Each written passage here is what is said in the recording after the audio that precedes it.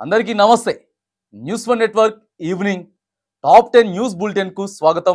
ముఖ్యాంశాలు. తండ్రిని కలిసిన ఎమ్మెల్సీ కవిత 5.5 నెలల పాటు తీహార్ జైలు రిమాండ్ ఖైదీగా ఉండి బెయిల్పై విడుదలైన ఎమ్మెల్సీ కల్వకుంట్ల కవిత తన తండ్రి మాజీ ముఖ్యమంత్రి కేసీఆర్ ను ఎర్రవల్లి ఫామ్ హౌస్ లో కలిశారు. తండ్రి పాదాలకు నమస్కరించి భావోద్వేగానికి లోనయ్యారు. 10 రోజుల పాటు ఫామ్ హౌస్ లోనే ఉంటూ కవిత విశ్రాంతి తీసుకోనున్నారు. వైసీపీకి బిగ్ షాక్. ఆంధ్రప్రదేశ్లో రాజకీయాలు వేడెక్కుతున్నాయి. ప్రతిపక్ష వైసీపీకి చెందిన 2 రాజ్యసభ సభ్యులు తమ పదవులను రాజీనామా చేశారు. మోపిదేవి వెంకటరమణ, బీదా మస్తాన్ రావులు రాజ్యసభ సభ్యత్వానికి రాజీనామా చేసి రాజీనామా పత్రాలను రాజ్యసభ చైర్మన్ జగదీష్ ధన్కడ్ కు అందజేశారు. వీరి బాటలోనే మరికొంతమంది రాజ్యసభ సభ్యులు రాజీనామా చేయనున్నట్లు తెలుస్తోంది. 75 ఇండ్లను కూల్చివేసిన అధికారులు. సీఎం రేవంత్ రెడ్డి సొంత జిల్లా మహబూబ్ నగర్ లో మున్సిపల్ అధికారులు 75 ఇళ్లను కూల్చివేశారు. జిల్లా కేంద్రంలోని ఆదర్శ్ నగర్ లో నిబంధనలకు విరుద్ధంగా ఇళ్లు కట్టారంటూ జేసీబీల సహాయంతో కూల్చేశారు. ప్రభుత్వమే తమకు పట్టాలిచ్చిందని బాధితులు ఎంత చెప్పినా అధికారులు పట్టించుకోలేదు. సీఎం సోదరుడికి హైడ్రో నోటీసులు. సీఎం రేవంత్ రెడ్డి సోదరుడు తిరుపతి రెడ్డి ఇంటికి హైడ్రో అధికారులు నోటీసులు అంటించారు. మాదాపూర్ అమర్ కోఆపరేటివ్ సొసైటీలో ఉన్న తిరుపతి రెడ్డి ఇల్లు ఎఫ్టీఎల్ పరిధిలో ఉందని, నెల రోజులపు నిర్మాణాలు తొలగించాలని అధికారులు ఆదేశించారు. నిబంధనలకు విరుద్ధంగా ఉంటే ఖచ్చితంగా కూల్చేస్తామని తిరుపతి రెడ్డి స్పష్టం చేశారు. ఏపీలో మరో నిర్భయ ఘటన. ఆంధ్రప్రదేశ్లోని నంద్యాల జిల్లా కోవెలకుంటలో మతిస్థిమితం లేని బాలికపై 3 యువకులు అత్యాచారం చేశారు.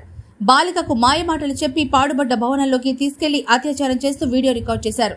ఈ వీడియోలను స్నేహితులకు పంపించగా అవి వైరల్ గా మారాయి. దీంతో యువకులను పోలీసులు అదుపులోకి తీసుకుని విచారిస్తున్నారు. శ్రీశైలంలో 7 గేట్లు ఎత్తివేత. శ్రీశైలం జలాశయానికి భారీగా వరద నీరు వస్తూ ఉండడంతో అధికారులు 7 గేట్లు ఎత్తి వరద నీటిని కిందకి వదులుతున్నారు. శ్రీశైలం జలాశయానికి ఇన్ఫ్లో 2,62,462 క్యూసెక్లు ఉండగా అవుట్ఫ్లో 2,65,233 క్యూసెక్కులుగా ఉంది. ప్రాజెక్టు నీటి మట్టం 885 అడుగులకు చేరింది. తెలంగాణకు కొత్త ఎఫ్ఎం స్టేషన్లు.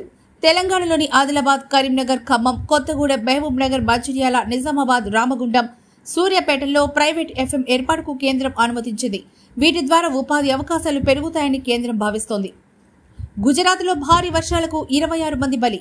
గుజరాత్ను భారీ వర్షాలు వణికిస్తున్నాయి. ఆ రాష్ట్రంలోని అహ్మదాబాద్, అరావళి, ఖేడా జిల్లాలతో పాటు ఇతర ప్రాంతాల్లో భారీ వర్షాల కారణంగా 26 మంది మృతి చెందారు. వందలాది మంది నిరాశ్రయులయ్యారు. వీరిని ప్రభుత్వం పునరావాస కేంద్రాలకు తరలిస్తోంది.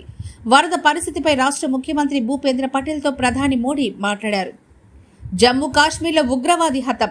జమ్మూ కాశ్మీర్లో సర్చ్ ఆపరేషన్ నిర్వహిస్తున్న సైన్యం పోలీసులపైకి ఉగ్రవాదులు కాల్పులు జరపడంతో ఎదురు కాల్పులు జరిపిన సైన్యం చేతిలో ఒక ఉగ్రవాది మరణించినట్లు సైన్యం ప్రకటించింది. ఎన్నికల నేపథ్యంలో సైన్యం అన్ని ప్రాంతాలను జల్లెడ పడుతోంది. అట్టహాసంగా Paris para Olympics. 2024 Paris para Olympics అట్టహాసన ప్రారంభమయ్యాయి. ఒలింపిక్ విలేజ్ వెలుపల డీలా కింగ్ కార్డు ప్రారంభ వేడుకలు ఘనంగా జరిగాయి. భారతదేశం తరపున క్రీడాకారులు సుమిత్, భాగ్యశ్రీ జాదవ్ జాతీయ పతాకాన్ని పట్టుకుని ప్యారెడ్ నిర్వహించారు. 168 దేశాల నుంచి 4,400 మంది క్రీడాకారులు ఈ పారా ఒలింపిక్స్ లో పాల్గొంటున్నారు. 11 రోజుల పాటు పోటీలు జరగనున్నాయి. తదుపరి తాజా వార్తల కోసం చూస్తూనే ఉండండి న్యూస్ వన్ నెట్వర్క్.